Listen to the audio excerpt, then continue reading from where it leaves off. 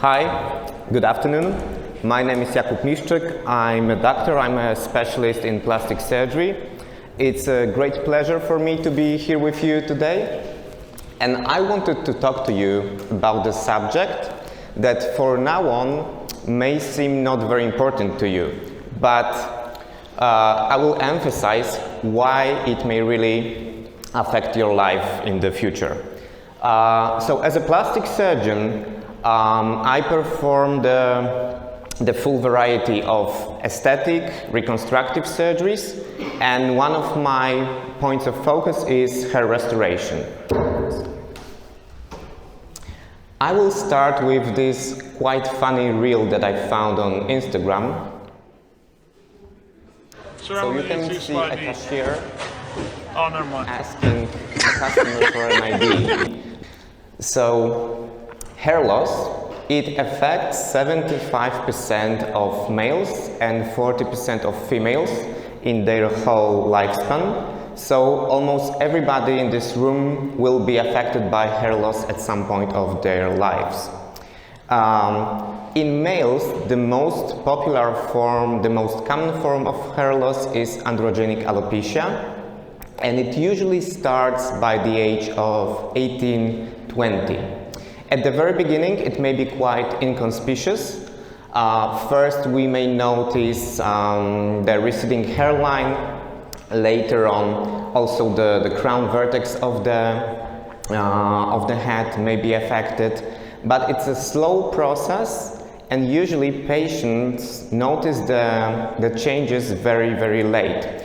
Usually when it's too late for pharmacological treatment. So I wanted to draw your attention to this subject.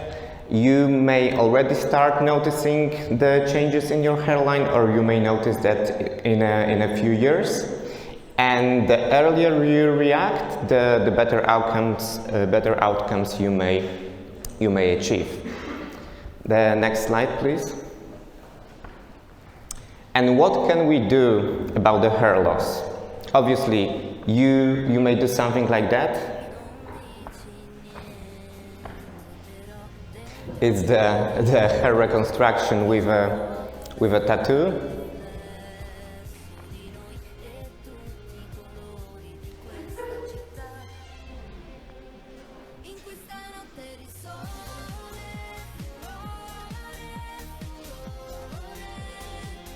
Yeah, I find it quite funny. Or you may rely on the medical solutions. Next slide, please.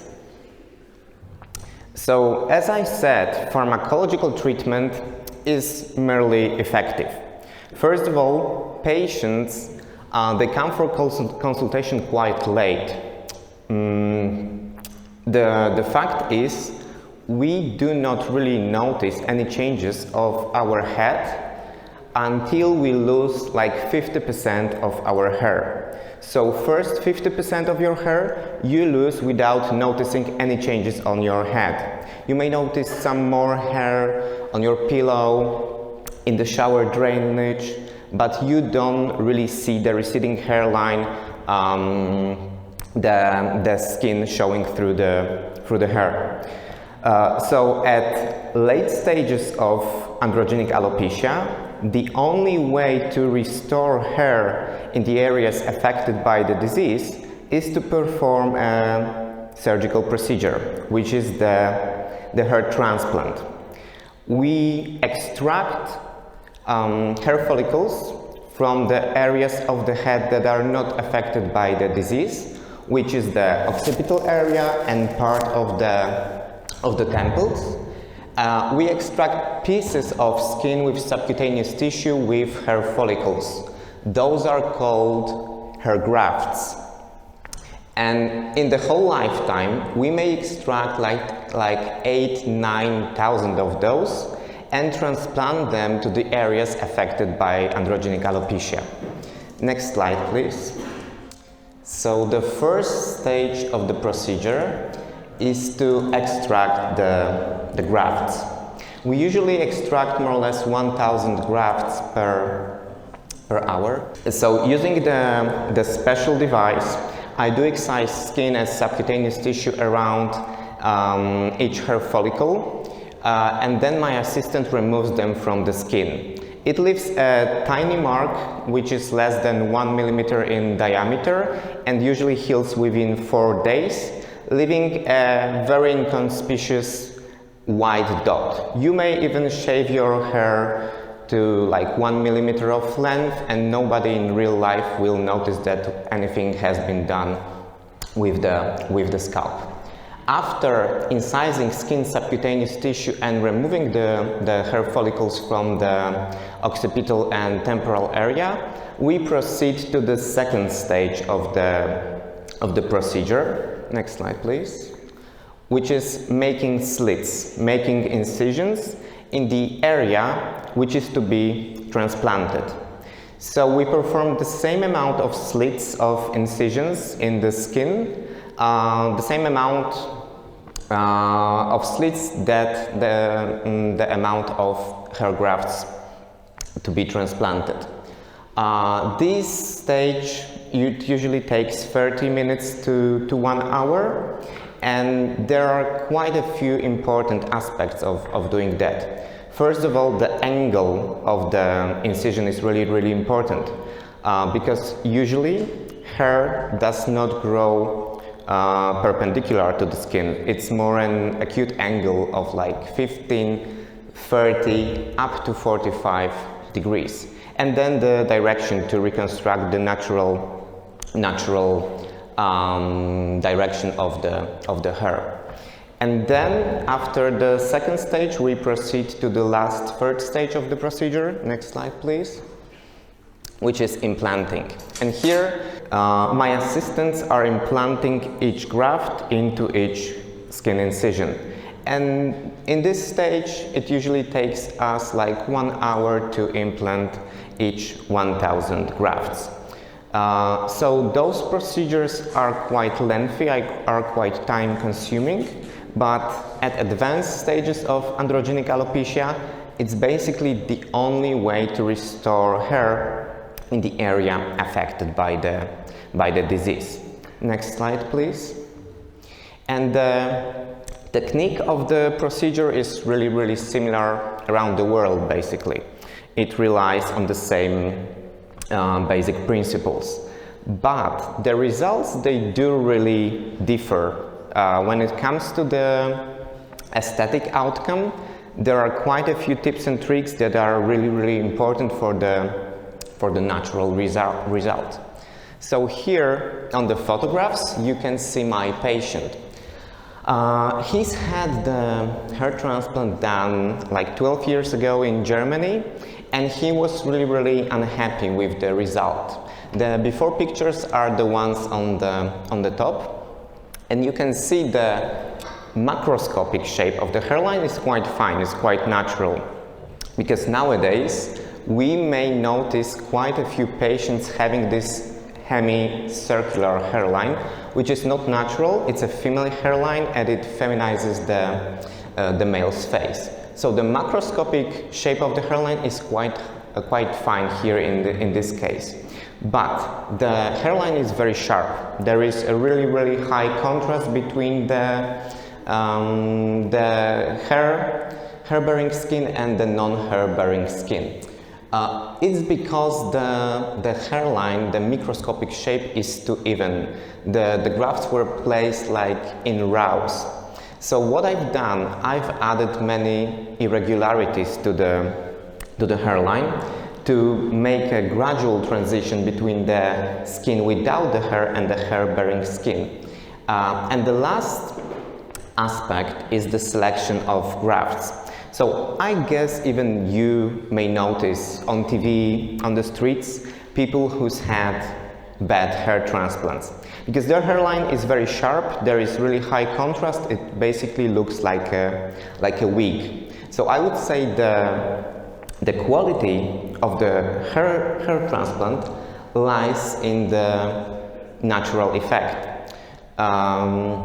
And the third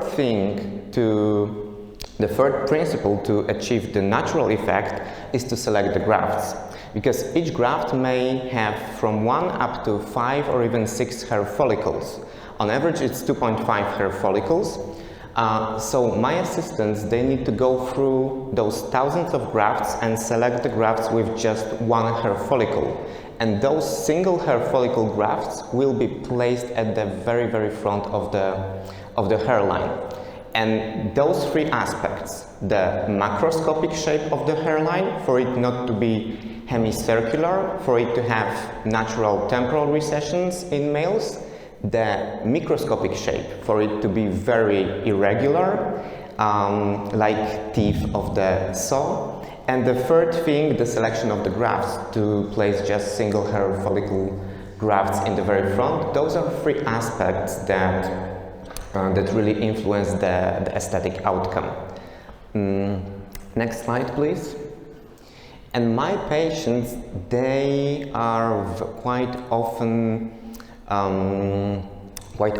challenged to imagine how many grafts do they need. It's quite challenging for the patient to imagine if they need 1,000 or 2,000 or 5,000 grafts to reconstruct their hairline.